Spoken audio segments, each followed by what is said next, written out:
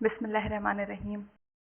अल्लाहुम्मा सल्ली अला मुहम्मदिन व आलि मोहम्मद वअज्जिल फरजहुम।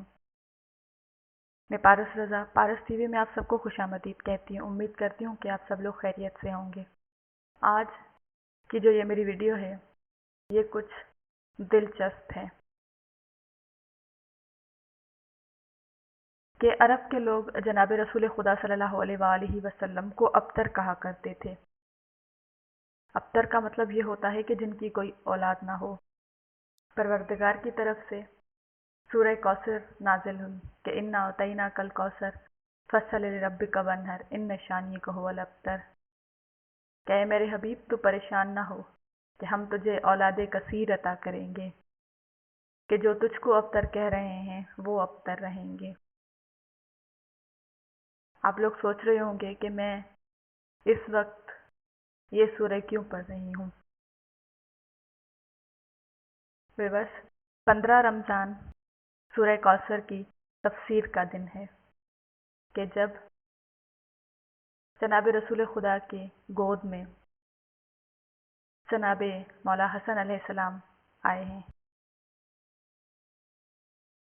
और जो लोग जनाब रसूल खुदा को अब्तर कह रहे थे कि वो देख लें कि उनकी गोद में उनका नवासा, उनका बेटा जनाब मौला इमाम हसन अलैहिस्सलाम।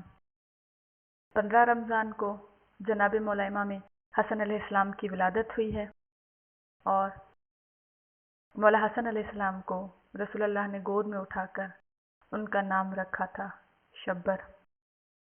रिवायत में आता है कि शब्बर जनाब हारून और जनाब मूसा से मुनासिबत रखता है और दूसरा हसन और हुसैन। बाज़ रिवायत के मुताबिक ये नाम इससे पहले कभी किसी ने नहीं रखा था और ना ही हुसैन नाम इससे पहले किसी ने कभी रखा था। तो आए 15 रमज़ान को जनाब रसूल खुदा सल्लल्लाहु अलैहि वसल्लम को उनके नवासे, उनके बेटे की आमद की मुबारकबाद देते हैं और दुआ करते हैं कि ये रमज़ान हम सब के लिए खैर व आफ़ियत का साल हो, कि ये जो वबा चारों तरफ फैली हुई है जनाब रसूल खुदा बतुफ़ैल मौला इमाम हसन अलैहिस्सलाम इस वबा को दूर करें और हम सब पर अपना करम रखें। उम्मीद करती हूँ कि आप सबको ये मेरी वीडियो पसंद आई होगी। मेरे इस चैनल को सब्सक्राइब कर लें, मेरी इस वीडियो को लाइक करते हैं। जज़ाकल्लाहु खैर। अल्लाहुम्मा सल्ली अला मुहम्मदिन व आलि मुहम्मद वअज्जिल फरजहुम।